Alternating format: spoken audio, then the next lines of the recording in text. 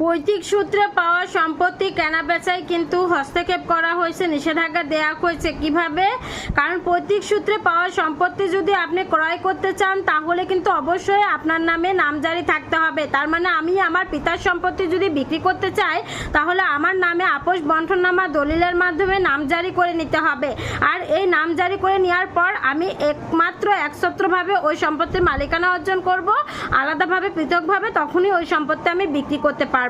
তাছাড়া আমি ওয়ারিশ সূত্রে পাওয়া সম্পত্তি যদি বিক্রি করতে চাই তাহলে বিক্রি করতে পারবো না, আর বিক্রি করলেও এই বিক্রির অংশটার উপর চ্যালেঞ্জ করতে পারবে অন্য ওয়ারিশরা, এবং তারা চাইলেই কিন্তু আমার নামে যেহেতু নামজারি নেই, যারা ক্রয় করলো তারা চাইলেও কিন্তু তাদের নামে নামজারি করতে পারবে না এবং এক্ষেত্রে খাজনা প্রদান করতে পারবে না।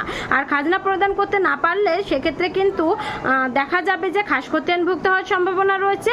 আর পরবর্তী রেকর্ড আসলেও কিন্তু আমি যে ক্রয় করলাম ওয়ারিশ